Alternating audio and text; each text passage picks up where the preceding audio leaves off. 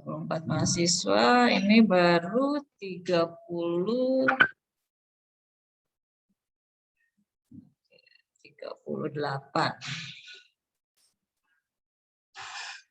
Ini ada di kampus, sudah ada di Bogor kah?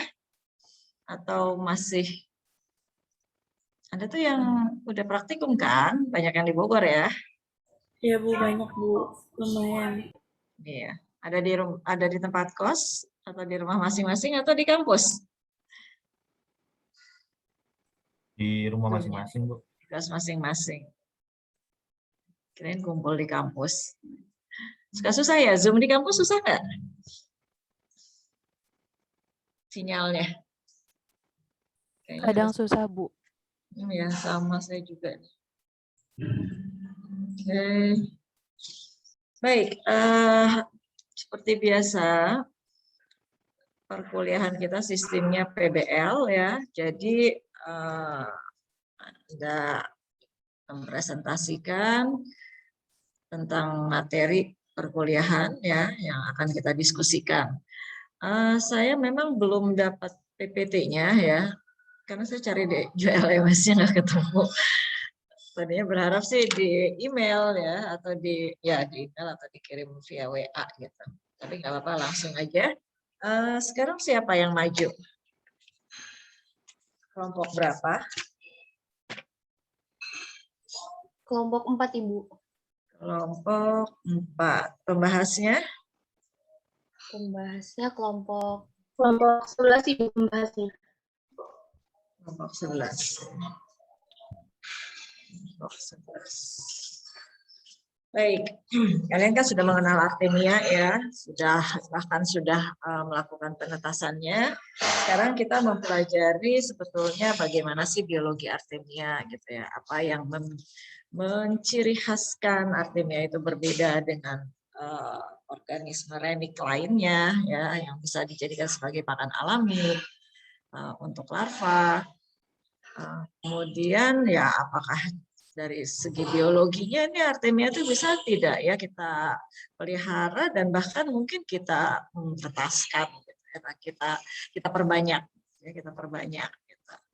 Silahkan ya, saya rasa ya waktu untuk Anda kelompok 4 dan waktunya cukup lama kan ya, sekaligus juga dengan diskusi nanti di terakhir penutup saya ya. Untuk diskusi itu tidak terlepas dari bukan hanya kelompok pembahas ya, tapi juga yang berada di ruangan ini diberi kesempatan ya untuk bertanya atau memberikan tanggapan. Baik, kita bisa dimulai. Kelompok 4 silahkan, siapa saja dan anggotanya. Baik Ibu, dari kelompok 4 ada saya Azizi, kemudian Sundari, Nabila Fikria, dan Bulan.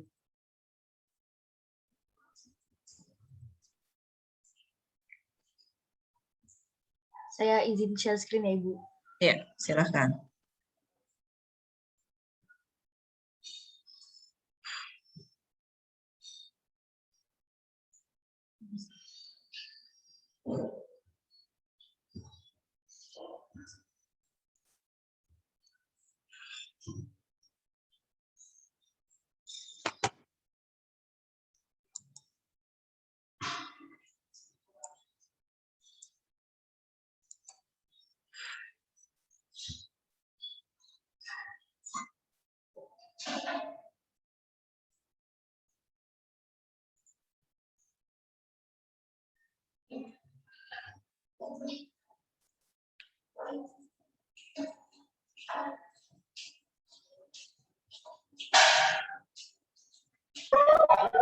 Halo, tes. Apakah suara saya masuk? Ya, terdengar. Ya Ibu, baik Ibu, saya mulai Sundari aja ya. Ibu. Ya. Sundari ya yang. Ya Ibu. Ya. Assalamualaikum warahmatullahi wabarakatuh. Selamat pagi semuanya, yang terhormat kepada Ibu Mia selaku dosen pengampu dari TP2BA serta teman-teman yang saya hormati. Di sini saya Sundara Hadinsi C148 bersama ketiga teman saya dari kelompok 4 akan mempresentasikan materi Artemia terkait biologi, reproduksi, nutrisi, dan juga lingkungannya. Next. Berikut merupakan anggota dari kelompok 4 yang terdiri dari 4 orang. Ada Azizi C109, ada Bulan Puspita Adami C111, ada saya sendiri Sundari C148, dan ada Nabila C188. Next. Berikut merupakan topik pembahasan yang akan kami bawakan pada presentasi kali ini. Ada definisi, klasifikasi, habitat, dan distribusi, struktur tubuh, siklus hidup, nutrien, dan lingkungan dari Artemia. Next. Sebelum masuk ke pembahasan yang lebih mendalam mengenai Artemia, di sini kami menyajikan video dari Artemia itu sendiri.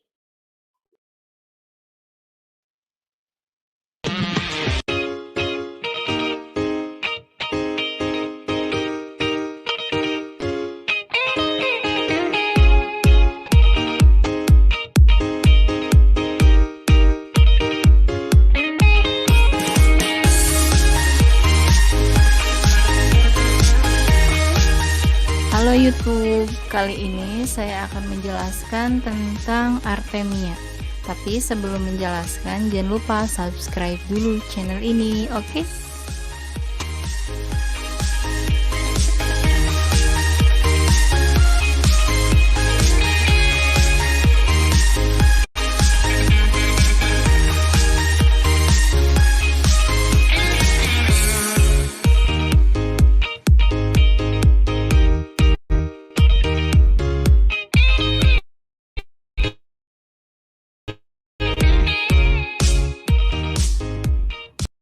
Banyak sekali jenis pakan bagi burayak ikan hias yang bisa digunakan untuk menunjang kualitas dan kuantitas ikan.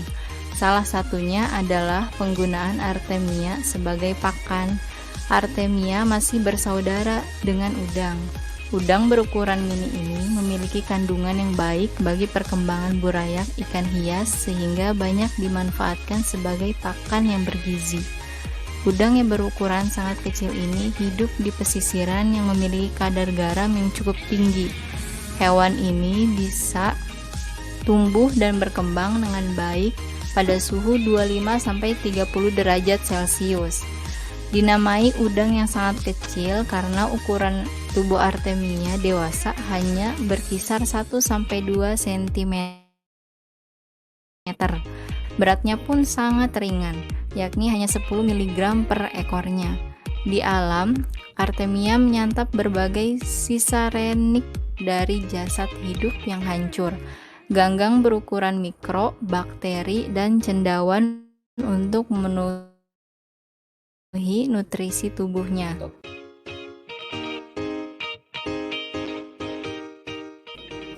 Artemia dalam dunia ikan hias biasa dijadikan pakan bagi burayak yang baru menetas. Biasanya kami mendapatkan Artemia dalam bentuk kristal telur seperti ini. Untuk mendapatkannya, kami bisa membeli di toko-toko online. Bisa dengan kemasan repackaging 10 gram, 20 gram, atau satu kaleng penuh 425 gram. Dalam kemasan kaleng, telur Artemia ini bisa disimpan selama 1 tahun lebih. Bagi peternak ikan hias yang kesulitan dalam memberi makan hidup burayaknya, Artemia ini bisa menjadi pilihan karena tidak perlu mencari kutu air lagi di luar.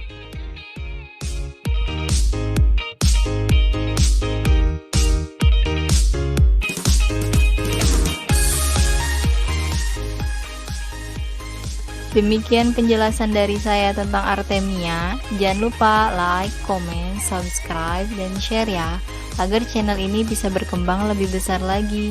Semoga bermanfaat. Terima kasih. Bye.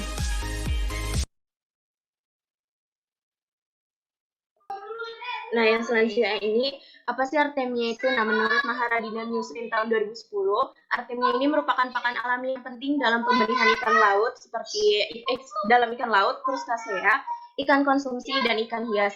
Nah, di samping ukurannya yang kecil, nilai gizi artemia juga sangat tinggi dan menghasilkan pertumbuhan yang sangat cepat, di mana artemia ini dalam mengambil makanannya itu bersifat penyaring tidak selektif atau non-selektif filter feeder.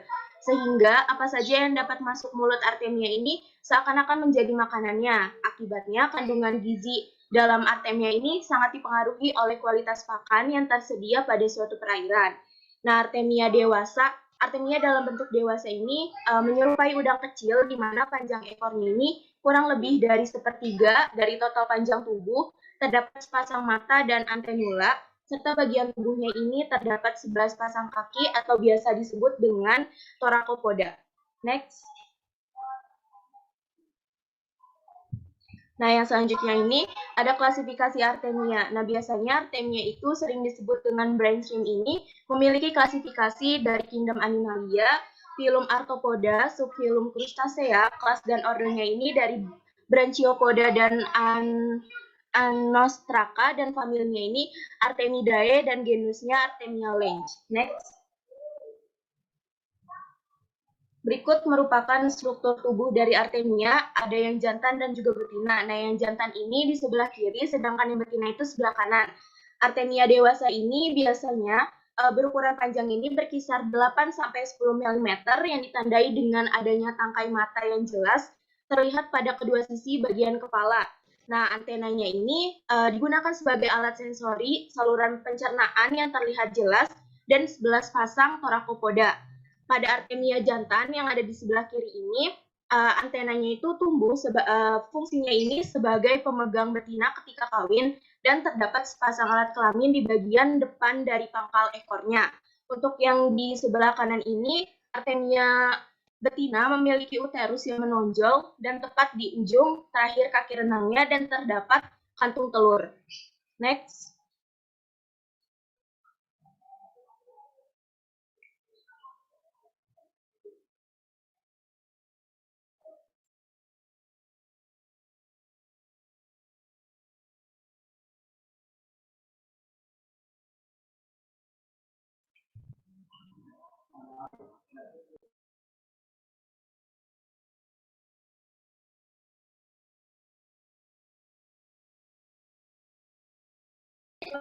Next. Nah, yang selanjutnya akan dilanjutkan oleh kawan saya. Baik. Sebelumnya, apakah suara saya terdengar? Kecil, Bel. Kecil. Kalau kayak gini? Udah. Oke. Selanjutnya adalah siklus hidup dari artemia. Nah, artemia ini mengalami beberapa fase dalam daur hidupnya, dari kista hingga novalis, kemudian dewasa. Nah, dapat dilihat pada gambar bahwa artemia dewasa akan berpasangan, kemudian setelah melakukan proses reproduksi, betina akan menghasilkan nauplius atau kista. Kemudian kenapa kok nauplius atau kista? Nah, kalau yang itu akan dijelaskan di slide selanjutnya. Untuk kali ini siklus hidupnya ialah betina dewasa akan menghasilkan kista. Kemudian kista ini akan terkikis cangkangnya hingga akan menetaskan embrio, tapi masih diselimuti oleh selaput penetasan. Kemudian embrio ini berkembang menjadi nauplius, di mana nauplius ini memiliki seperti mata berwarna merah, kemudian ada antena. Antena-antena ini ada 3. Yang pertama itu disebut antenula, di mana antenula ini berfungsi sebagai sensor. Kemudian antena kedua yang terlihat di gambar pada nomor 3 itu berfungsi sebagai penyaring makanan dan lokomotori. Kemudian yang ketiga itu rahang, di mana rahang ini berfungsi untuk mengambil makanan. Nah, morfologi ini akan terus berkembang seiring pertumbuhan dari Artemia ini. Selain itu,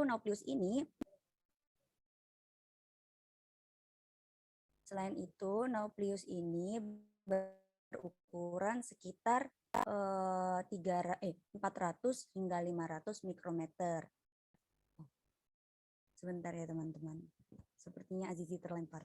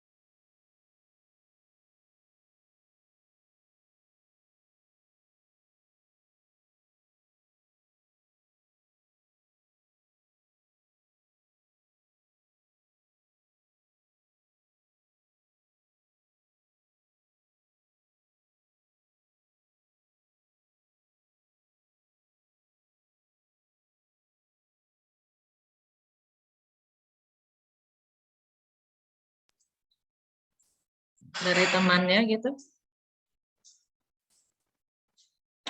Yang satu kelompok. Tadi udah kelihatan belum, Bu? Belum. Oh, nih udah. Oke. Baik, Bu. Udah.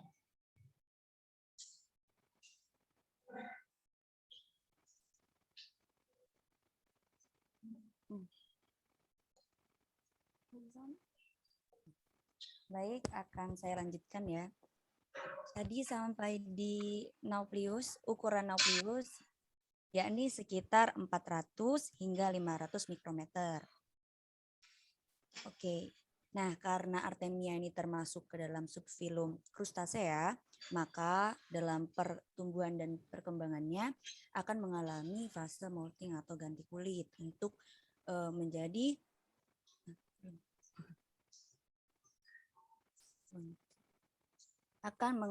ganti kulit untuk menjadi Artemia dewasa. Nah, kemudian berulang lagi seperti siklus sebelumnya. Next.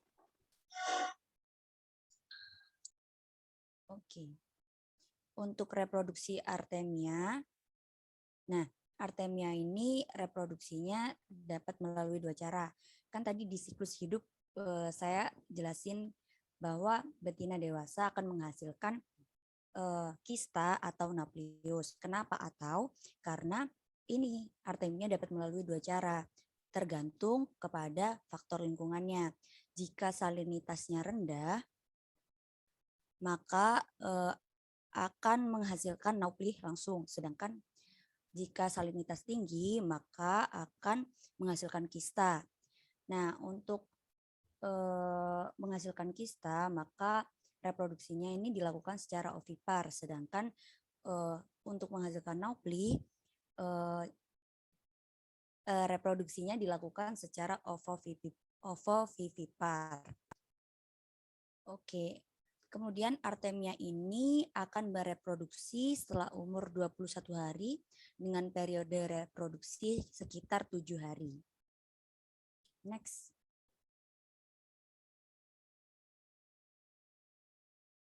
Oke, selanjutnya mungkin akan dilanjutkan dengan dengan rekan saya.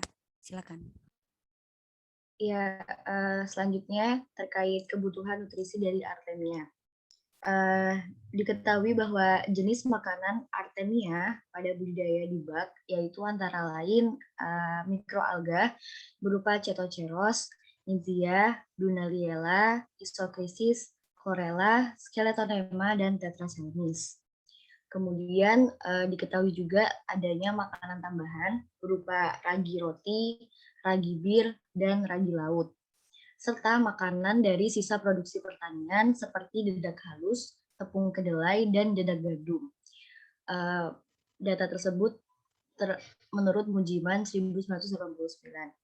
Pakan alami yang digunakan sebagai pakan dalam pemeliharaan Artemia adalah Tetraselmis sp, Cetoceros sp, dan Skeletonema sp. Kelebihan ketiga jenis pakan tersebut antara lain diketahui bahwa Tetraselmis mempunyai nilai gizi tinggi karena mengandung protein sebesar 49,1%, kadar lemak sebesar 10,7%, karbohidrat sebesar 19%, dan abu sebesar 19,1%. Sedangkan Cetoceros sp mengandung protein 35%, lemak 6,9%, karbohidrat 6,6%, dan kadar abu 28% menurut Gusrina 2008. Sedangkan Skeletonema mempunyai nilai gizi kandungan protein sebesar 24,7%, lemak 2,6%, karbohidrat 20,2%, dan abu sebesar 51,8%. Sehingga dapat ditarik kesimpulan bahwa mikroalga, kemudian makanan tambahan dan sisa produksi pada pertanian dapat meningkatkan nutrisi di dalam Artemia.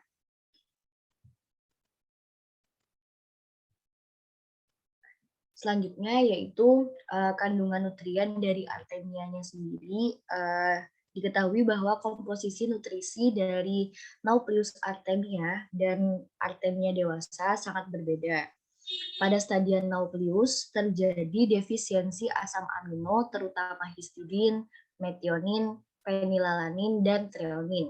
Sedangkan pada Artemia dewasa defisiensi tersebut sudah berkurang karena merupakan organisme non-selektif plankton feeder.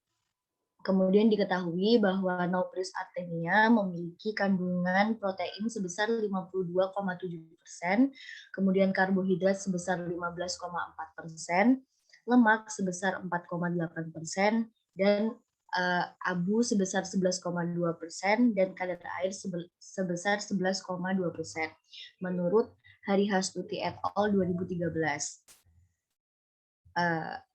Selanjutnya akan dilanjutkan oleh rekan saya.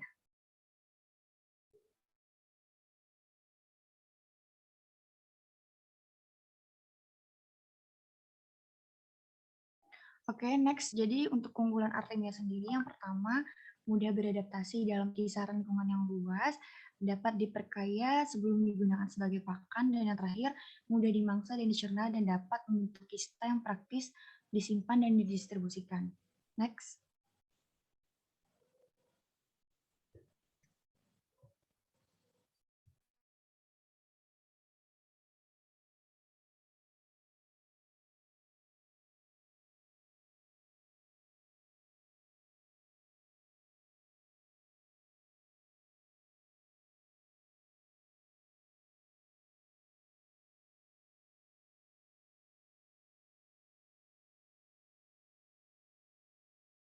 Oke, jadi untuk lingkungan Artemia sendiri, kita tahu bahwa kualitas air itu sendiri adalah salah satu parameter yang penting untuk diperhatikan karena dapat mempengaruhi kehidupan dan perkembangan organisme baik dari fase larva maupun dewasa.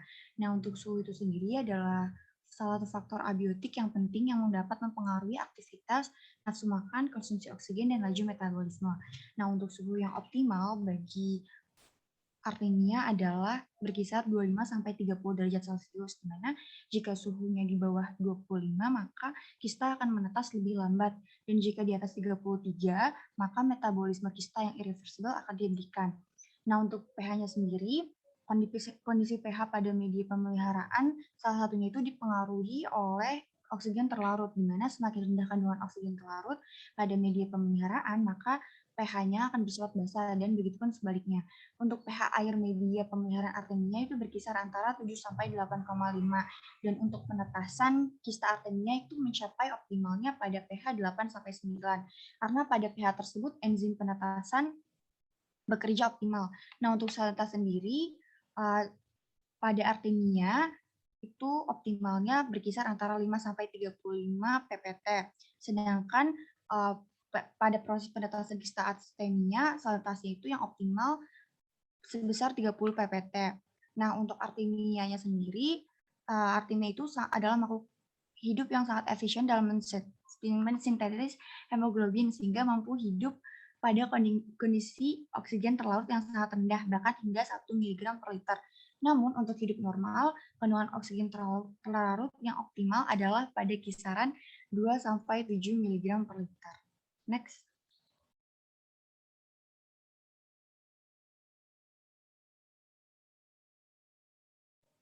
Berikut adalah daftar pustaka yang digunakan. Next.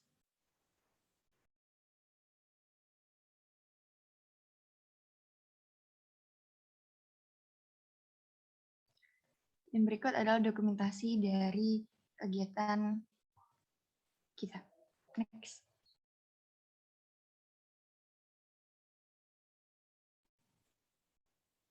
Ini adalah video sedikit dari Artemia.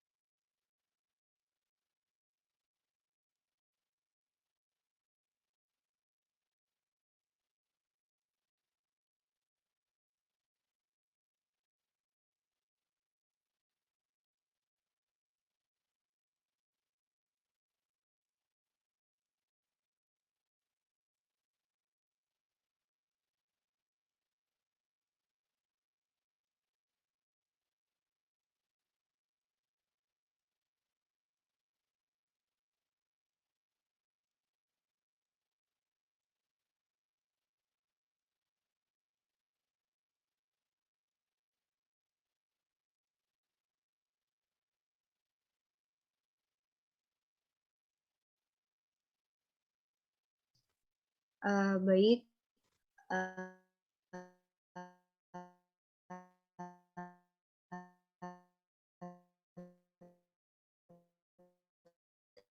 terima kasih. Sekian. Apakah suara saya terdengar jelas? Jelas. Oke, terima kasih atas sekian pemaparan dari kelompok 4. Kita lanjutkan ke sesi diskusi dan pembahas. Kepada kelompok pembahas dipersilakan.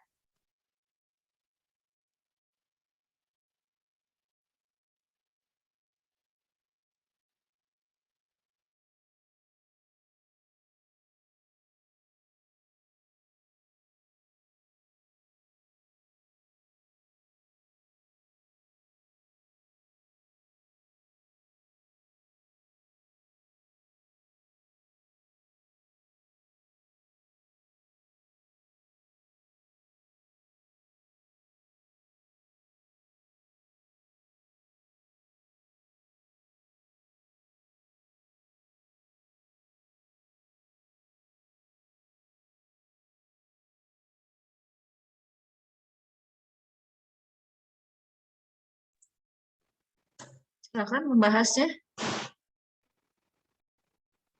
Nggak kedengaran.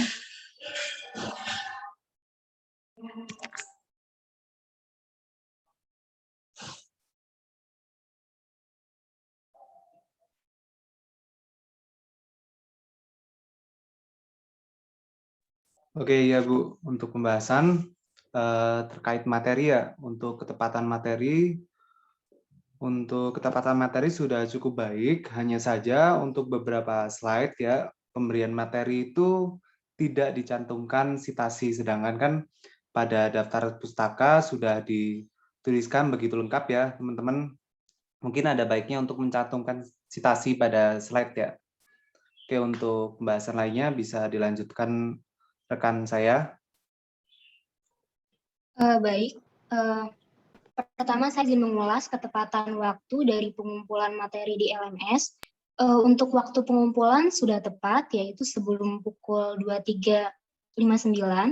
Kemudian untuk waktu penyampaian materi, saya rasa masih cukup banyak waktu ya yang tersisa, yaitu sekitar 20 menit. Baik, itu saja.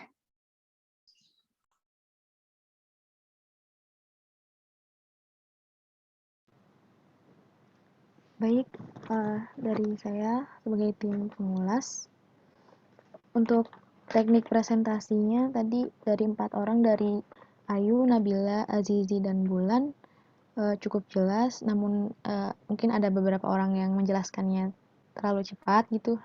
Terus kemudian untuk yang share screen mungkin kursor bisa ikut membantu agar tahu gitu bagian mana yang lagi dijelaskan. Kemudian tadi ketika share screen mungkin backup-annya agak sedikit lama. Kemudian waktu video itu video dari YouTube mungkin link YouTube-nya tadi tidak terlihat dicantumkan ya. Kemudian karena tadi waktu juga masih banyak, mungkin bisa ketika selesai video itu bisa diulas kembali oleh tim penyaji, bisa di akhir ataupun mungkin di tengah-tengah itu dijeda gitu, dijelaskan tadi video ini sedang ini gitu. Kemudian dilanjutkan videonya seperti itu. Dan mungkin untuk tim penyaji, video kamera juga wajahnya bisa terlihat semua gitu. Maksudnya full face gitu. Dan untuk kontribusi dilihat dari PowerPoint tuh sepertinya sudah baik semuanya berkontribusi. Sekian dari saya. Baik, saya akan lanjutkan mengenai pembahasannya. Dari saya akan membahas mengenai referensi dan tampilan PPT-nya. Untuk tampilan PPT-nya itu udah cukup menarik menurut saya, tetapi ada 1-2 PPT yang masih terlalu banyak kata-kata. Kemudian untuk referensi sepertinya sudah bagus, udah banyak dari sebagian besar itu 10 tahun terakhir, tapi ada di daftar pustaka yang Mutia Laras itu tidak ada tahunnya seperti itu. Mungkin sekian dari saya, dan juga tadi seperti yang sudah disebutkan, untuk sitasi untuk di beberapa PT itu mungkin sudah disebutkan, tetapi tidak tertulis di PPT-nya seperti itu. Sekian, terima kasih.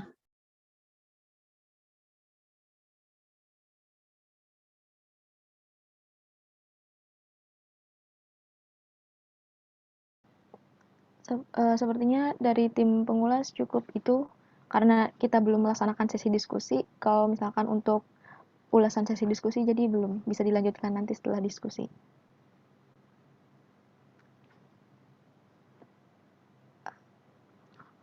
Mungkin saya pimpin aja sesi diskusi ya.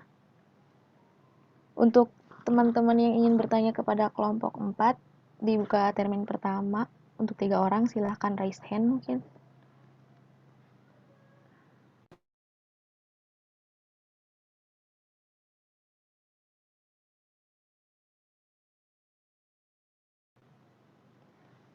Baik, ini sudah ada 4 penanya.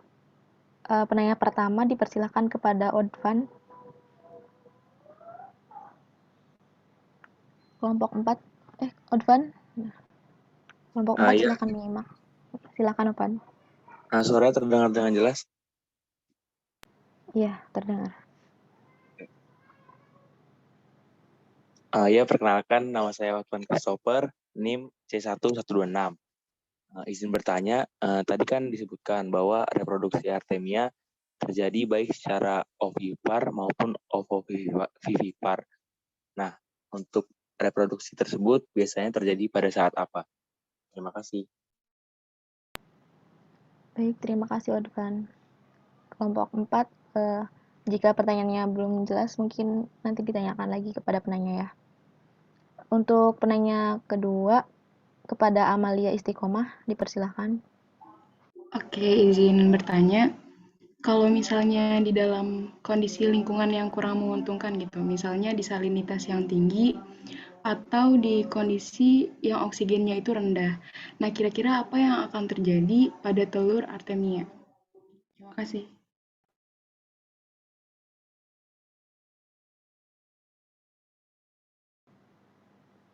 Baik, terima kasih Amal. Untuk penanya ketiga, kepada Afrilia Bagus, dipersilakan. Baik, terima kasih Nurul atas kesempatannya. Perkenalkan, nama saya Afrilia Bagus, NIM C103. Di sini saya ingin bertanya nih, menurut kelompok 4 nih, kenapa sih pakan Artemia itu kandungan proteinnya itu paling utama? Apakah karena dari makanannya atau bagaimana? Terima kasih. Maaf, April bisa diulang lagi gak? Tadi putus-putus. Halo, apakah saya sudah terdengar? Silakan April. Ya, menurut kelompok 4, kenapa sih pakan Artemia ini kandungan proteinnya itu paling utama? Apakah karena dari makanannya atau bagaimana? Terima kasih. Apakah sudah cukup jelas kelompok 4 pertanyaan dari April?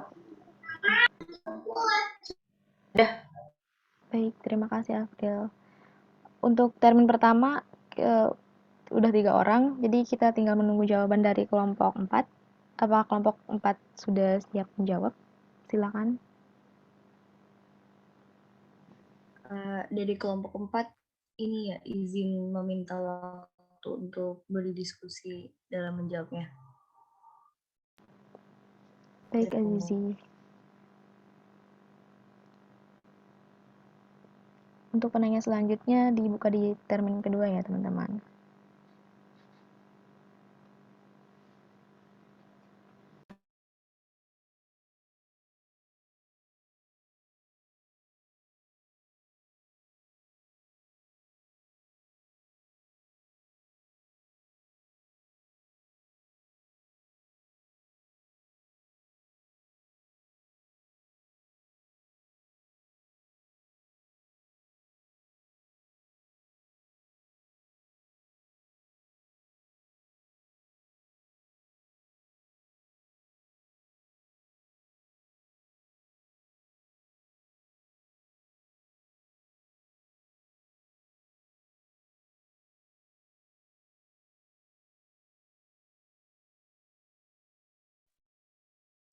Baik, izin menjawab.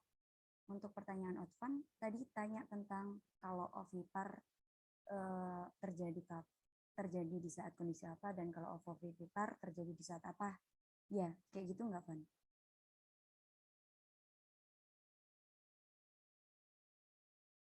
Otvan?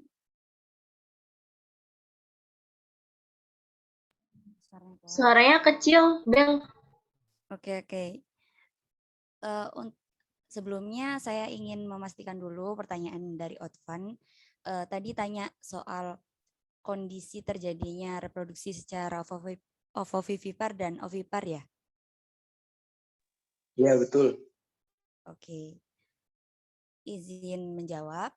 Jadi menurut jurnal yang saya baca, ini Artemia akan bereproduksi secara ovovivipar ketika salinitas itu rendah.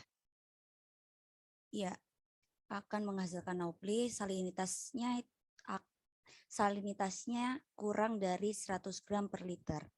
Jadi jika salinitasnya kurang dari 100 gram per liter, maka akan terjadi reproduksi secara ovovivipar dan betina dewasa akan menghasilkan naupli langsung. Sedangkan jika salinitasnya tinggi di atas 100 gram per liter, maka terjadi reproduksi secara ovipar dan akan menghasilkan kista. Seperti itu, Otvan. Apakah sudah menjawab? Ya, baik. Terima kasih atas jawabannya. Baik, terima kasih kembali, Otvan.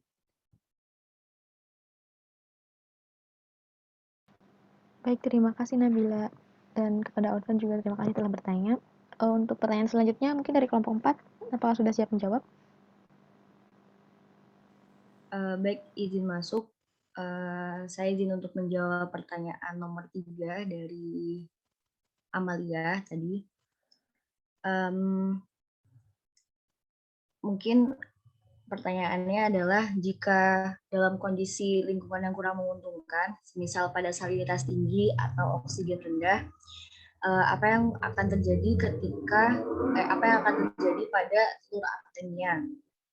Nah, menurut jurnal yang saya baca, telur Artemia pada kondisi salinitas tinggi atau oksigen rendah akan diselimuti oleh korion, di mana korion tersebut membungkus kulit luar dari telur. Korion ini diproduksi oleh kelenjar kulit yang cukup keras, tidak mudah pecah, ringan, dan berwarna coklat tua. Terbentuknya korion ini menyebabkan telur hanya mampu berkembang hingga fase grastula dan kemudian berlanjut kepada fase dormansi atau diapause, di mana dapat disimpulkan bahwa pada salinitas tinggi atau oksigen rendah atau kondisi lingkungan yang kurang menguntungkan dapat membentuk telur ini perkembangannya tidak optimal atau dia hanya berkembang hingga fase grastula. Apakah dapat menjawab, Amalia? Sudah cukup menjawab, Pak Zizi. Terima kasih. Ya, sama-sama. Baik, terima kasih Azizi telah menjawab pertanyaan Amalia. Sepertinya sudah cukup jelas. Untuk pertanyaan selanjutnya yang belum dijawab. Oke, izin jawab. Jadi saya akan menjawab pertanyaan dari Afril, di mana Afril bertanya tentang kenapa dalam pakan Artemia kandungan proteinnya paling utama. Jadi menurut kelompok kami, kecukupan energi yang berasal dari pakan dengan kandungan protein tinggi ini berkaitan dengan bahan pembentukan cangkang kista, yaitu berupa hematin, yaitu derivat hemoglobin yang berbahan dasar heme dan globin. Oleh sebab itu, protein memegang peran yang sangat penting dalam pembentukan cangkang. Apakah sudah terjawab, April? Sudah terjawab, Bulan. Terima kasih. Baik, terima kasih Bulan telah menjawab pertanyaan dari Aprilia. Selanjutnya kita buka termin kedua untuk 3 penanya. Ini sudah ada Suden 1 penanya dan 2 penanya lainnya, silahkan untuk resen. Oke, ada Ali Rido. Apakah ada lagi teman-teman yang ingin bertanya?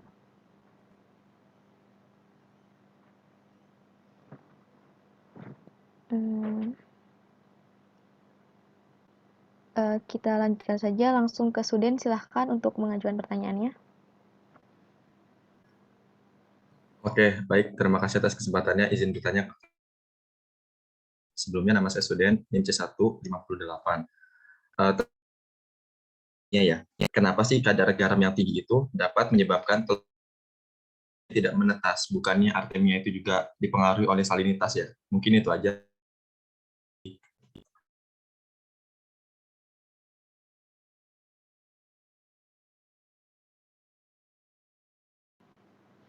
Baik, Suden, atas pertanyaannya. Mungkin kelompok 4 bisa menyiapkan jawabannya, dan lanjut ke penanya kedua, Ali Ridho, silahkan menyampaikan. Baik, sebelumnya izin perkenalkan diri, nama Ali Ridho Firmansyah, NIM C106. Nah, yang ingin saya tanyakan yaitu pakan apa sih yang paling baik untuk artemia? Itu saja sih. Terima kasih. Ya, terima kasih Ali Ridho. Termin kedua ini masih ada satu kesempatan untuk penanya yang lainnya. Adakah teman-teman yang ingin bertanya? Sambil menunggu kelompok 4 menyiapkan 2 pertanyaan yang telah diajukan.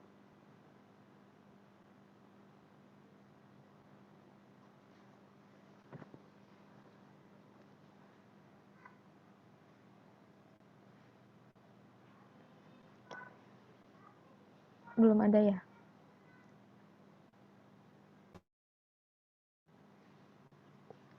Kelompok 4, apabila sudah siap menjawab, silakan untuk menjawab.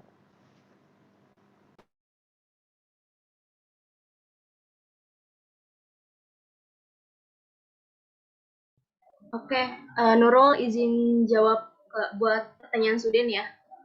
Iya, silakan. Tadi kan Suden kalau nggak salah nanyanya itu kenapa kadar garam yang tinggi itu dapat menyebabkan telur artemia tidak menetas. Nah, kalau menurut jurnal yang saya baca itu kadar garam yang terlalu tinggi ini menyebabkan telur tidak akan menetas akibat tekanan osmosa di luar telurnya ini lebih tinggi, sehingga telurnya ini tidak dapat menyerap air yang cukup untuk proses metabolismenya.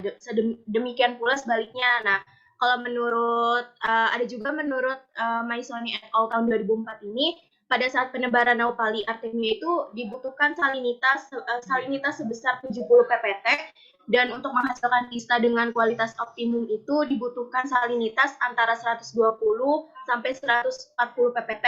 Nah, sedangkan peningkatan salinitas hingga 150 ppt ini nantinya itu bakalan menghasilkan produktivitas telur menjadi turun, sehingga keberhasilan dari usaha budidaya artemia untuk memproduksi kista di tambak garam ini perlu dikaji dan dievaluasi. Nah, jadi yang bagus itu kalau menurut jurnalis ini itu berkisar antara 120 sampai 140 ppt.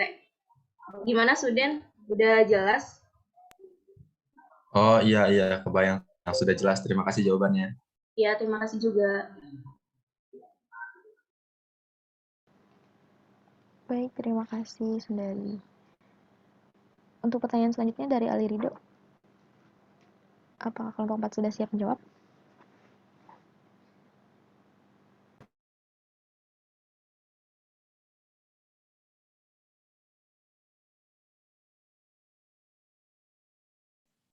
Izin jawab ya.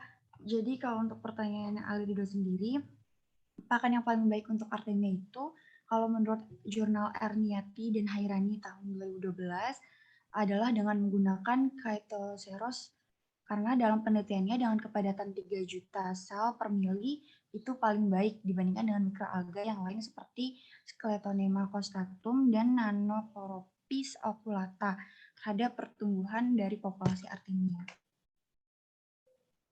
Apakah sudah jelas, Ali Ridho? Baik, sudah jelas. Terima kasih.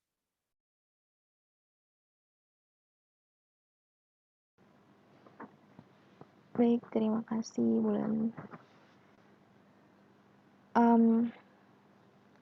Ini sesi diskusi. Sebelumnya aku mau bertanya dulu sama Bungnya. Sesi diskusi harusnya kan 15 menit. Tersisa 2 menit. Dan tadi waktu presentasi dari kelompok 4 cukup cepat. Jadi bagaimana Bu enaknya? Karena waktunya sebetulnya masih tersedia, kalau ada yang masih ingin bertanya silahkan. Ya, kita buka saja. Tadi waktu presentasinya memang cukup cepat. Sebenarnya bisa tadi, oke, nanti saya kasih komentar. Silahkan. Ya, baik Bu. Baik teman-teman, sesi termin kedua sudah aku tutup dulu, terus termin ketiga aku buka lagi. Bagi teman-teman yang ingin bertanya, silakan untuk raise hand. Adakah yang ingin bertanya? Kita sudah jelas semua. Saya yang bertanya deh. Baik ya. Kalau kita mau memelihara artemia ya, kan bisa kan dipelihara ya harusnya ya. Itu lebih baik di salinitas yang mana ya? Salinitas air laut, ya, atau salinitas yang lebih tawar, atau salinitas yang lebih tinggi dari air laut? Air laut kan sekitar 35 ya. Sekali juga 40, 35 biasanya. Silakan.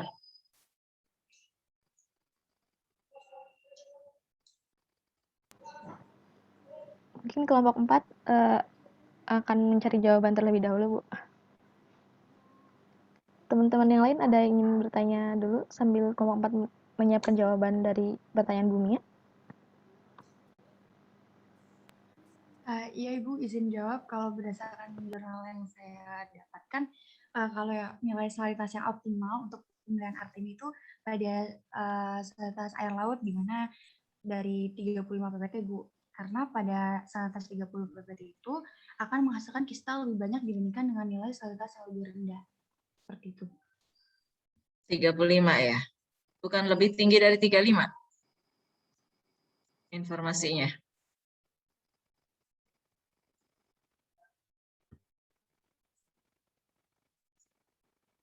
Tepatnya di 35. Iya, Ibu.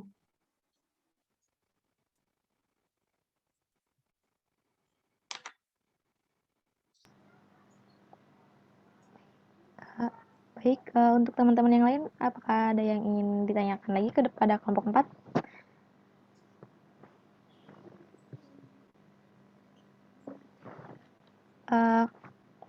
Saya ingin bertanya. Kalau begitu saya ingin bertanya kepada kelompok 4. Tadi di presentasi disebutkan bahwa Artemia itu mampu hidup di oksigen terlarut yang rendah ya, sekitar optimalnya 2-7. Terus 1 juga masih bisa gitu.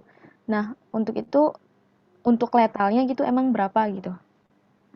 Seperti itu kelompok 4. Apakah jelas pertanyaan dari saya?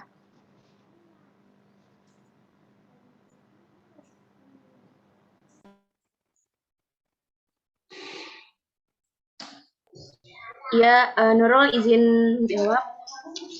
Ya, silahkan Ayu. Mungkin buat kelarutan oksigen terendah atau letalnya itu untuk Artemia itu kurang dari 0,6 mg per liter. Dan pada kisaran 0,6 sampai 0,8 mg per liter itu masih kurang untuk kehidupan Artemia. Mungkin segitu, mungkin dari yang lain mau ada yang ditambahin. Terima kasih.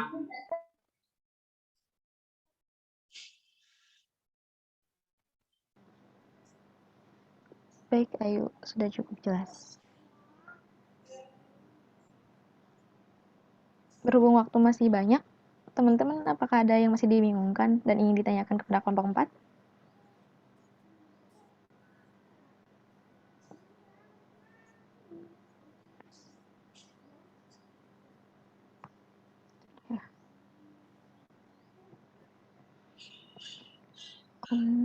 Sepertinya sudah cukup. Tidak ada teman-teman yang bertanya lagi, Ibu. Bagaimana?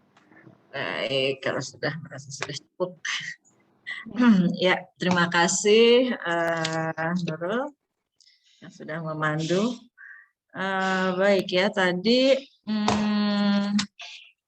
ada beberapa Oh ya, nah sebetulnya bagaimana sih dari telur tersebut ya kan bisa menetas ya tadi menjadi naupli atau sering disebut instar ya, atau juga bisa menjadi siste ya, telur yang tidak menetasnya.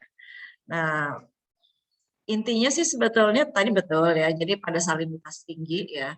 Tapi intinya adalah ada kondisi di mana dia merasa tercekam gitu atau stres ya. Nah, jadi kalau sebenarnya kan dia hidupnya di danau yang salinitas tinggi ya. Jadi salinitas tingginya berapa danau tersebut? Nah, kalau kita memang nggak punya salinitas yang tinggi ya, air laut kita ya 35, 40 juga jarang sepertinya ya, sekitar 30-an 7 lah gitu. Nah, salinitas air danau yang bersalinitas tinggi itu kan sampai katanya sih kalau kita di situ bisa ngambang gitu, bisa ngapung. Saya nggak tahu ya. Banyak orang yang sudah apa namanya berwisata ya pada danau yang ada garam tinggi. Nah, itu salinitasnya biasanya memang sekitar 70 ya. Nah, Artemia itu bisa dia sampai 90 juga bisa, tapi jangan 100 juga tadi ada yang katakan bisa, maksimalnya 250 memang itu dia mati gitu ya. Jadi sebetulnya dia bisa berubah dari telurnya jadi siste, itu ada kondisi tercekam. Jadi kalau kita mau kultur ya dan ingin membuat siste yang sudah dilakukan di Jepara, memang kita tuh baru Jepara ya yang memanfaatkan tambak udangnya ya itu dibuat untuk pemeliharaan Artemia, tapi memang kurang berkembang. Kurang berkembangnya karena sistenya itu daya tetasnya rendah ya, sedangkan kan mahal kan siste tersebut ya, jadinya jadi tetasnya tuh kalau di kalengan itu kan sekitar 90 95 gitu. Nah, yang di Jepara itu cuma 70 gitu. Nah, sehingga ya banyak yang tidak berminat juga. Nah, bagaimana dia membuat apa namanya siste tersebut ya. Jadi salinitasnya memang dikejut salinitas gitu. Jadi misalkan dia bisa dipelihara di salinitas 70 gitu ya. Di salinitas 50 maaf ya. Yang tadi danau yang cukup kadar garam tinggi itu salinitasnya sekitar 50 ya, di atas 40. Nah, tapi kalau dia menetas di situ. Tapi kalau mau dibuat siste itu salinitas tiba-tiba salinitas tinggi sampai 70 terjadi. Nah, itu langsung dorman gitu. Jadi si induknya tuh melindungi telur-telur tersebut gitu. Ya itu sebenarnya intinya itu. Jadi ada perubahan salinitas yang cukup drastis, dia langsung dorman. Tapi memang pada salinitas tinggi ya dia membentuk siste. Nah kemudian Oke, nah Artemia itu sebetulnya dia bisa disebut uri halir, uri termal, ya bahkan uri oksigen. Jadi dia punya kehidupan yang luas di salinitas rendah sampai salinitas paling tinggi. Nah, tapi di kita kok tidak ada ya, gitu kan? Nah, kita kan air laut juga banyak, bahkan kita di lingkungan laut ya. Daratan dengan laut lebih banyak lautnya gitu. Tapi kalau nggak bisa kita mengumpulkan Artemia, karena apa? Karena Artemia itu organisme yang paling disukai oleh zooplankton lain yang ukurannya lebih besar atau oleh larva-larva ya. Jadi habis.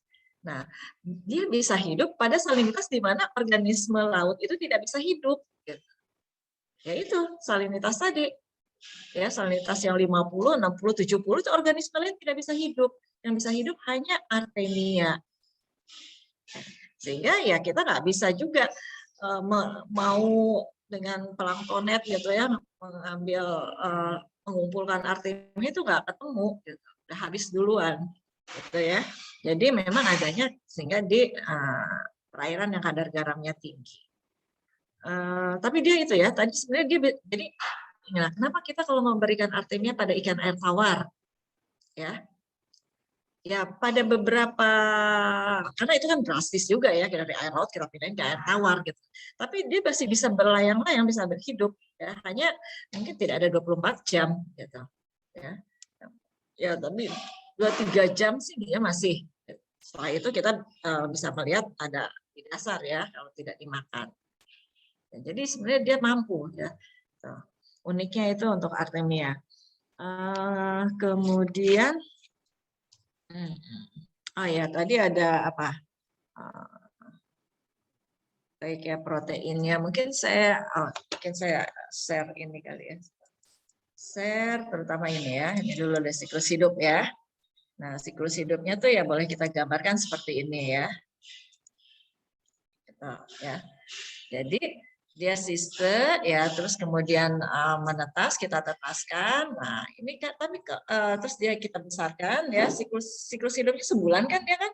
Jadi induk dan bisa bereproduksi ya, atau 3 minggu ya. Kemudian sebulan itu sebetulnya 3 minggu itu dia udah jadi indukan ya, terus dia dalam sebulan itu sebenarnya bisa kita dapatkan nopli. Nah, ini kalau kondisi lingkungannya normal ya dia akan menetas menjadi nopli ya.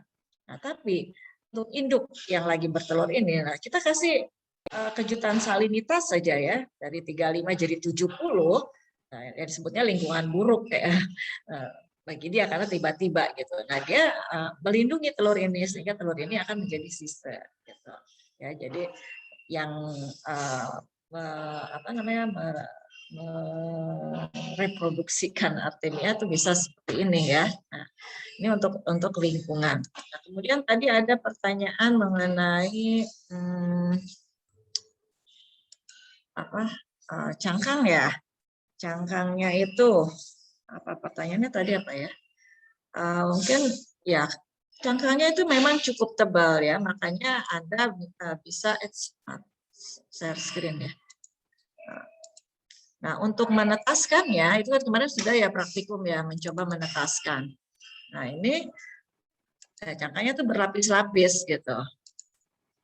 Nah, ya jadi di sini nih gastrula, ini atau embrionya ini di sini ya, bagian dalam sini. Nah, ini ada 3 lapisan ya, ada hematin tadi, ada kitin ya. Nah, terus juga ini ada lapisan yang masih melindungi atau kutikel ya, yang masih melindungi embrio di sini. Ini karena apa ya? Karena dia harus terlindungi ya, melindungi embrio ini dari gangguan fisik atau radiasi ultraviolet ya. Terus juga dari apa? Ya molekul-molekul yang lebih besar ya. Jadi jangan sampai masuk gitu, sehingga tebal ini. Nah, oleh karena itu kita kalau menetaskan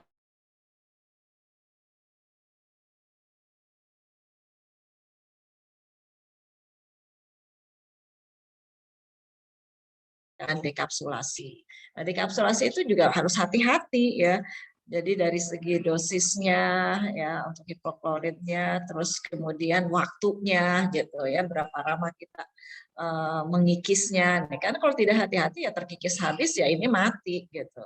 Ya, jadi yang kita kikis ini sampai ini masih aman ya, embrionya ini masih aman. Jadi ada hematin, ada kitin. Nah, ini yang kita kikis dengan dipanas, pakai pelarut bleaching ya, panas gitu.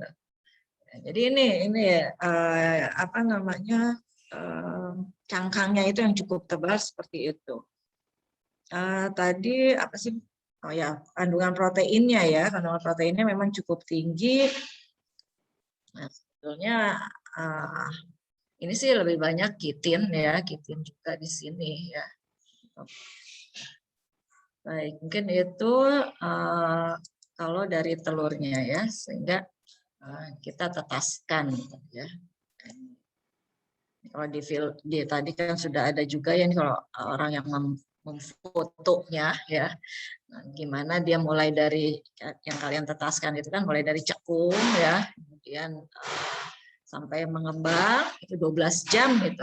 Nah, tapi kalau kita sudah kikis cangkangnya itu dalam 15 jam itu sudah menetas ya. Nah, karena untuk membuat mengembang aja ini 12 jam ya, 12 jam, 18 jam itu baru keluar kayak parasit istilahnya ya, atau kayak payung gitu. lepas dari 24 jam ini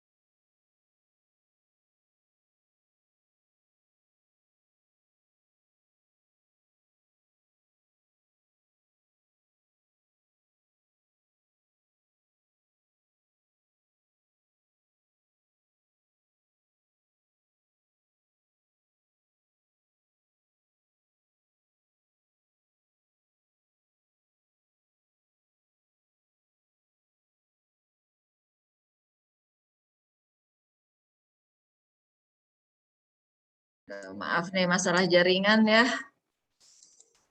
Biasanya nggak pernah gini. Ya. Tadi saya nggak tahu kalian nerimanya sudah sampai mana.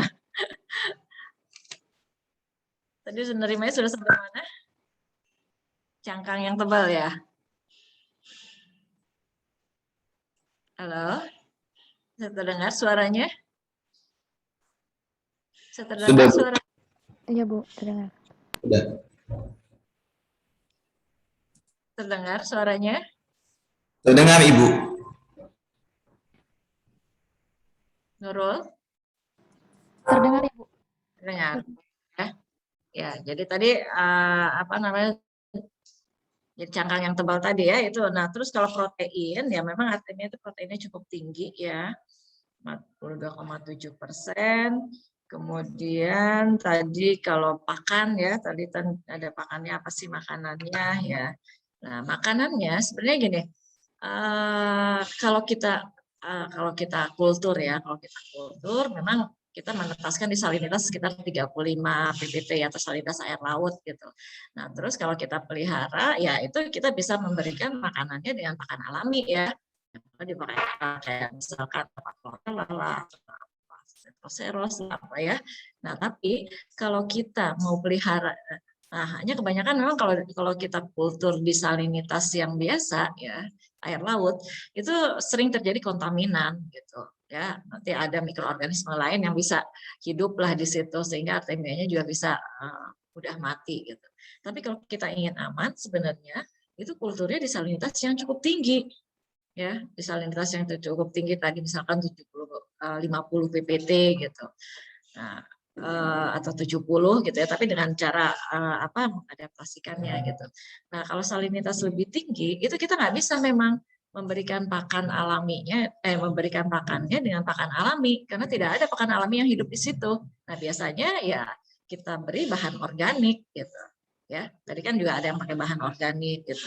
Tapi kalau kayak bahan organik ya dedak mah ATB-nya juga nanti kurus-kurus sekali atau mati bahkan ya. Jadi tentu bahan organiknya yang mengandung protein cukup tinggi gitu ya. Jadi biasanya dan juga bahan organik itu selain mengandung protein cukup tinggi mudah dicerna.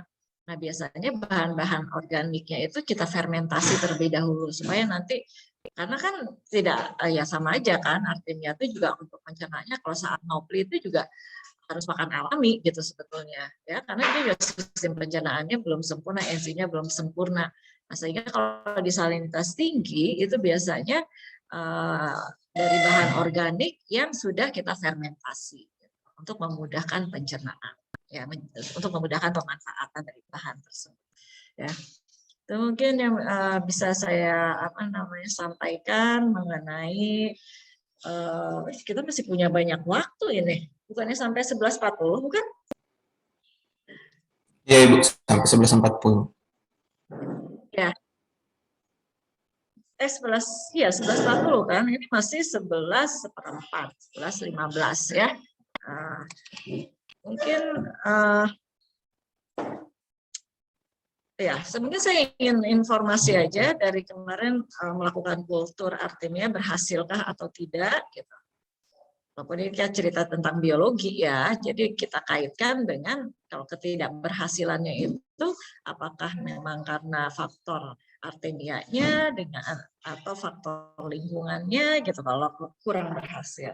Kan biologi kan termasuk lingkungannya. Silakan. Gimana? Ada yang mau memberikan info mengenai dilakukan dengan kultur?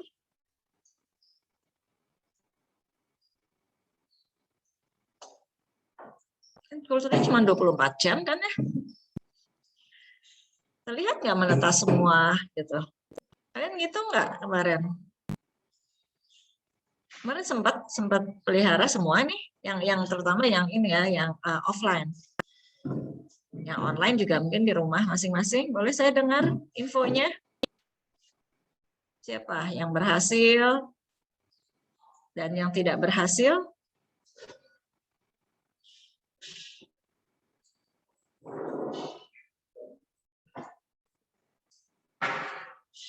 Harus main tunjuk.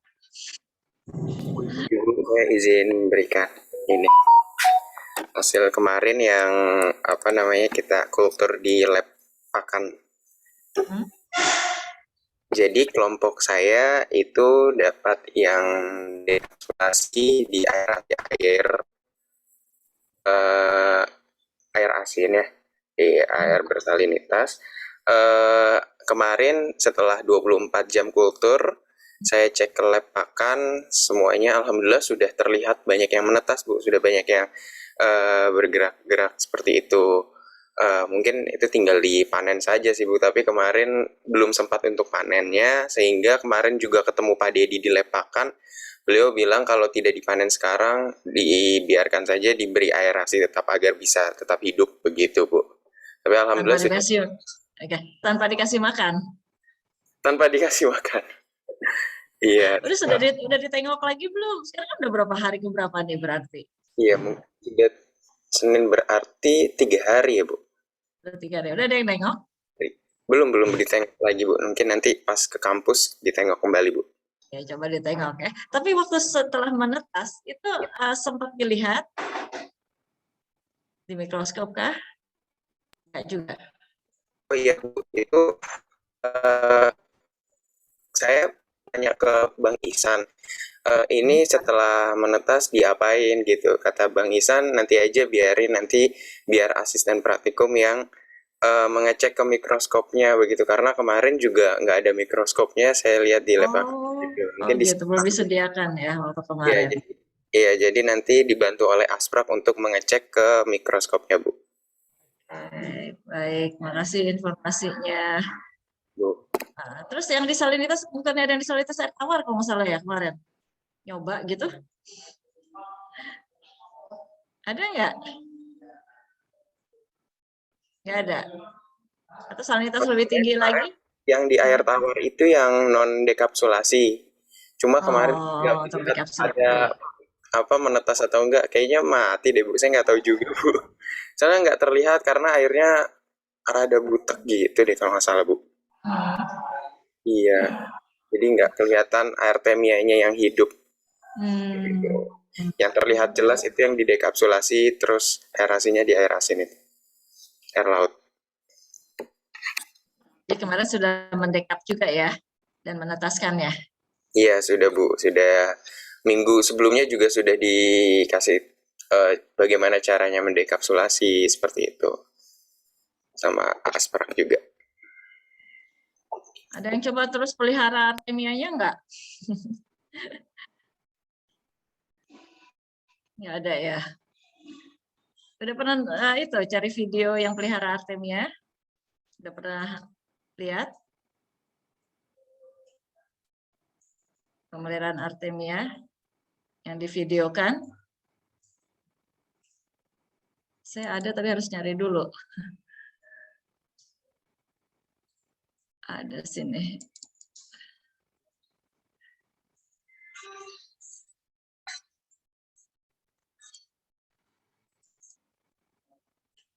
Oke. Ada yang pernah lihat? Ada yang pernah lihat? Atau ada yang belum pernah lihat? Maksud saya ini yang menunjukkan bagaimana kita pelihara artemia ya selama 1 bulan itu udah bisa jadi induk gitu ya. Kemudian juga pakannya apa gitu ya. Tadi ya kalau kita pelihara di air laut kita bisa kasih pakan alami ya. Tapi kalau pelihara di air yang bersalinitas tinggi ya, itu ya kita kasih pakan yang nggak bisa pakai bahan organik gitu. Atau ya saya coba share bisa nggak ya? Share screen terus saya ke sini kali. Fail to start, wow, invalid, nggak bisa. Kenapa? Sebenarnya ada sebentar. Coba ya. Nah, jadi Anda sebenarnya kan udah menetaskan kita memang kan ada satu kaleng tuh ya, sudah disediakan buat Anda mencoba, silahkan ya. Kemudian ya tinggal ada yang mau kasih makan, kalau udah menetas diberikan ke pakan larva, silahkan ya. Atau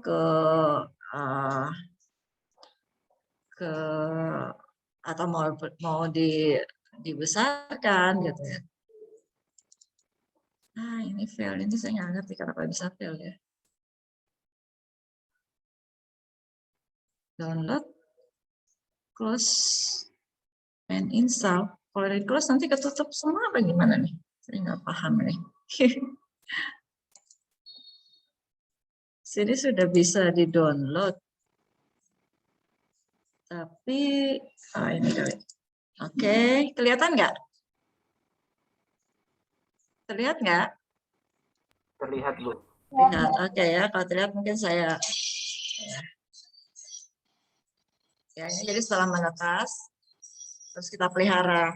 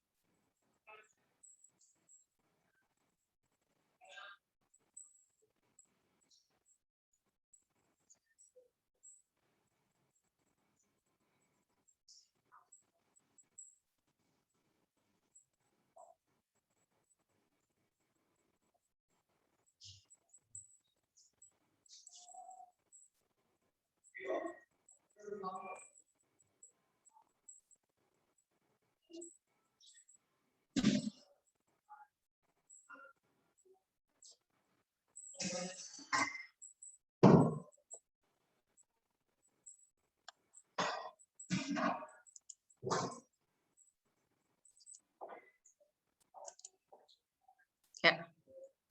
oke ya, mungkin kemarin sudah waktu praktikum. Nanti praktikumnya hari apa ya? Yang hari Jumat? Hari Jumat, Bu. Yang hari? Jumat ya? Bu. Iya. Yang hari Jumat kemarin kan, saya kan waktu itu Jumat ya masuk ya, yang Kamis saya enggak. Ya itu kan kemarin ada ya, saya tunjukkan itu maksud dari video itu Anda tuh bisa mengkultur ya, tapi tadi ya, dan Anda juga sebenarnya kan punya chlorella ya, itu bisa dijadikan pakan ya, tinggal artemia dicemplungkan ke situ gitu. Ya, tapi kalau salinitasnya, nah hanya itu. Kalau kondisi salinitasnya salinitas laut ya nanti bisa kalau tidak airnya tidak kontrol, bisa banyak macam-macam mikroorganisme yang masuk situ ya. Kalau tidak sengaja bisa masuk atau dari alat-alat kita. Nah, tapi kalau salinitasnya tinggi, sebenarnya dia lebih aman ya. Yang hidup cuma artemianya, gitu. Tapi kita kasih makannya tadi bahan organik. Tidak ya. Baik, mungkin itu cangkang tadi sudah ya, cangkang itu sebulan aja kan udah besar. Nah kalau udah besar gitu kan sebenarnya bisa jadi makanan untuk ikan hias yang ukurannya bukan lagi untuk larva atau benih ya, tapi udah bisa ikan hias yang besar-besar lah. Saya bukaan mulutnya. Baik. Oke, mudah-mudahan sih ya udah paham semua. Oh iya, kan banyak jenis-jenis artemia ya sebetulnya ya. Jadi artemia itu kan banyak jenis-jenisnya, sehingga juga di kalengan itu juga harganya bermacam-macam ya. Dan terutama mungkin yang Anda pernah Inve ya, waktu Aquafest ini enggak ikut seminarnya yang artemia. Maksudnya ada dua kali ya di Aquafest. Anda ikut ya? Kan ada kan seminar khusus mengenai artemia? Iya, ada Ibu 2 kali.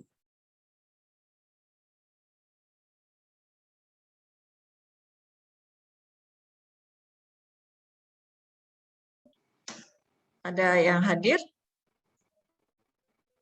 Kebetulan yang pertama itu untuk yang mengambil mata kuliah KPK itu disuruh hadir, Bu, wajib.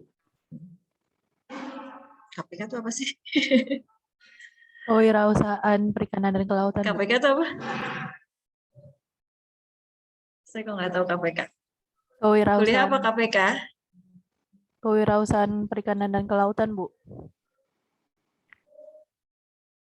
Apa? KPK itu kuliah Anda ya? KPK itu apa sih kuliah apa? Pakan alami bukan KPK sih. Apa KPK itu apa? Saya nggak. Kewirausahaan, Bu. Kewirausahaan, Bu. Oh, itu wajib ikut waktu itu. Anda termasuknya? Ya, Bu. Bu. Oke ya. Nah itu kan dia tuh kan juga promosi ya, sebenarnya promosi sih ya. Inve itu promosi dengan kualitas artemianya gitu ya. Tapi sekaligus juga yang memberikan gambaran pada kita bagaimana cara dia itu mendapatkan artemia sehingga kualitasnya cukup baik gitu. Ciri khas kualitas cukup baik yaitu hatching rate sebetulnya. Ya, jadi yang menentukan harga dari artemia itu adalah hatching rate-nya. Jadi harusnya juga Anda kan menetaskan itu dia menghitung sih hatching rate-nya berapa gitu. Kemarin nggak menghitung kayaknya ya waktu praktikum. Harusnya menghitung.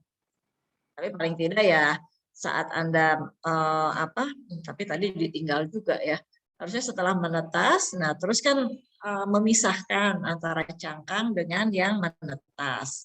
Nah, kalau ternyata tidak ada yang mengendap di bawah, itu artinya menetas ya boleh dikatakan 100% lah.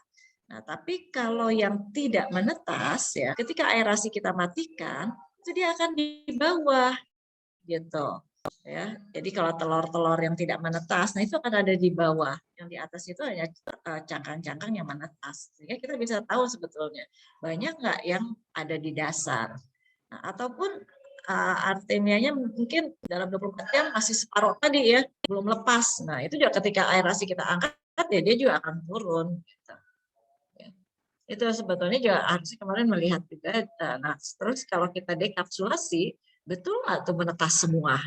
Karena memang dengan harga artinya yang cukup mahal, 5% aja daya tetas gitu ya, selisih, wah itu udah berapa ratus ribu kan harganya berapa sekarang? Tahu harga artinya kalengan?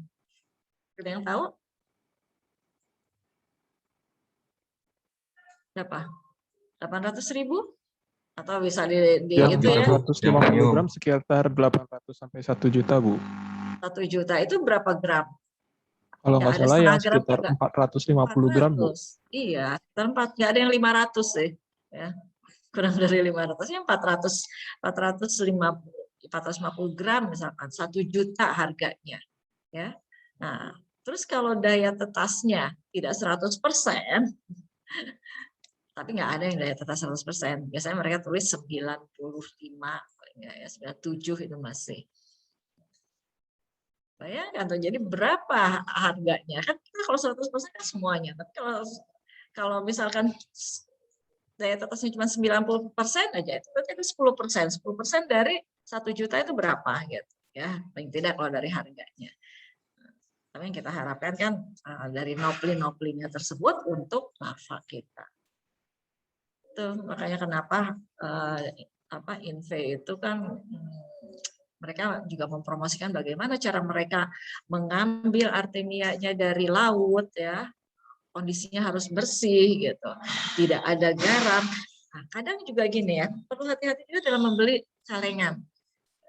Kita tuh harusnya juga nanti mengambil ya sedikit aja, 1 ujung sendok atau ya 1 sendok teh gitu, kita taburkan di kertas putih. Banyak tidak titik-titik hitam ya, atau titik-titik putih gitu.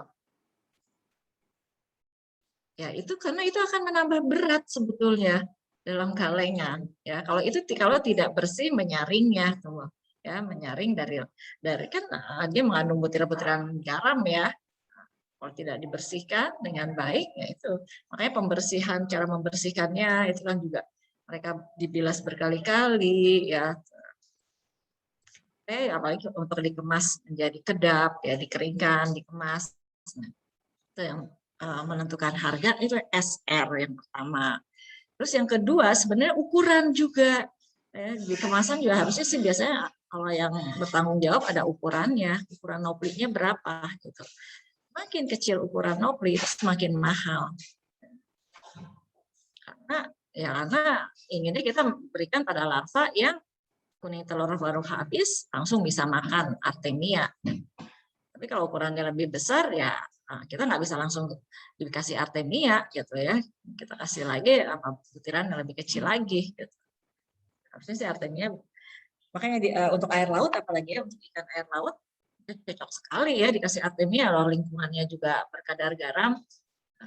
Tapi memang ikan air laut itu bukan mulutnya jauh lebih kecil daripada ikan air tawar.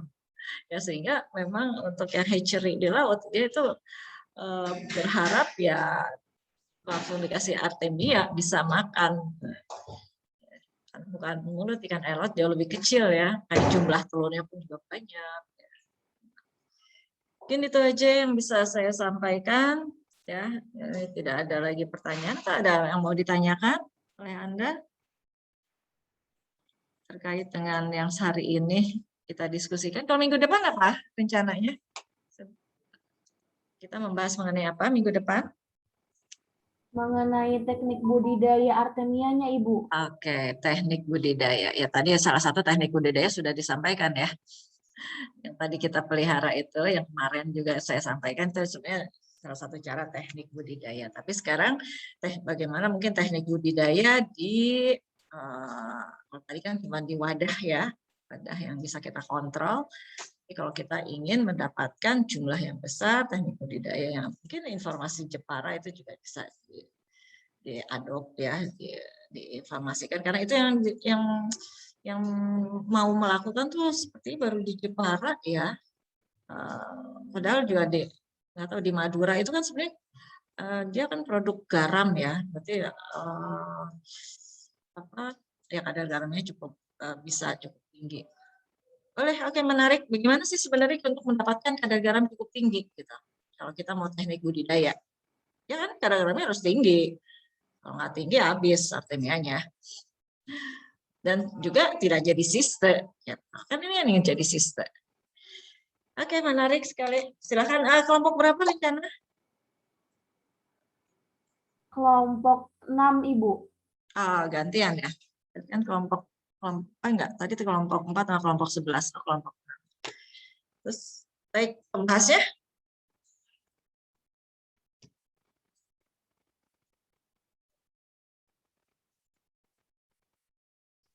Kelompok 12, Bu.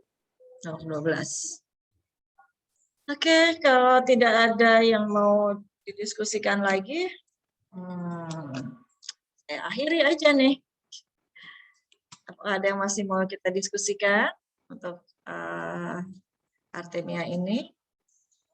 Tadi memang tadi tentang biologi ya, tentang biologi. Tapi paling tidak mungkin sumber-sumber artemia itu di daerah mana aja sih ya, yang apa namanya yang bisa, atau paling tidak juga yang sudah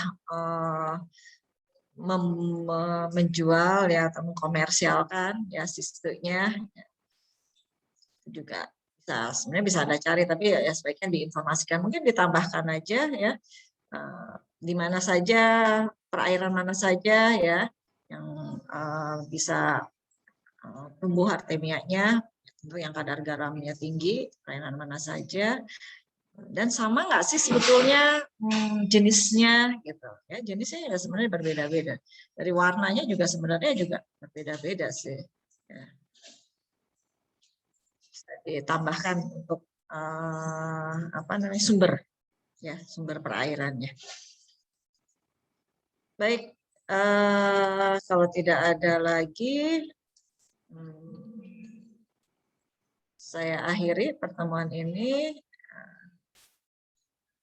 Kalau bisa itu ya, kalau bisa kalian menghitung ya silakan, untuk ya kan kalian kan ada banyak yang di Bogor nih ya silakan aja menetaskan lagi sambil menghitung benar nggak sih daya tetasnya. Saya nggak tahu di kalengan yang kemarin kalau salah nggak ada tulisannya daya tetasnya berapa, atau bisa di searching itu kita merek apa ya, itu sebenarnya dia daya tetasnya berapa. Sebenarnya itu promosi ya, harusnya daya tetas itu buat mereka dengan terkait harga masalahnya. Nah, Anda juga harus benar nggak sih yang ditulis itu daya tetasnya segitu. Itu sebetulnya bisa juga Anda buktikan gitu dengan menetaskan secara betul ya. Oke, kalau gitu saya akhiri aja pertemuan ini, kita ketemu lagi minggu depan untuk perkuliahan. Baik, terima kasih, jaga prokes ya, walaupun sudah 0 belum ya, tapi saya tanya yang di PMI itu kan ada saudara yang di PMI, masih ada nggak ya pasien COVID, saya bilang gitu. Ruangannya sih ada untuk khusus, tapi cuma ada 1, alhamdulillah ya, PMI yang segitu besar ada 1 yang di opnam karena COVID. Artinya ya kita sudah aman ya, tapi tetap harus jaga kesehatan. Makasih, saya akhiri pertemuan ini. Wassalamualaikum warahmatullahi wabarakatuh. Waalaikumsalam. Waalaikumsalam warahmatullahi wabarakatuh. Terima kasih banyak Bu. Sehat selalu. Terima kasih banyak Ibu.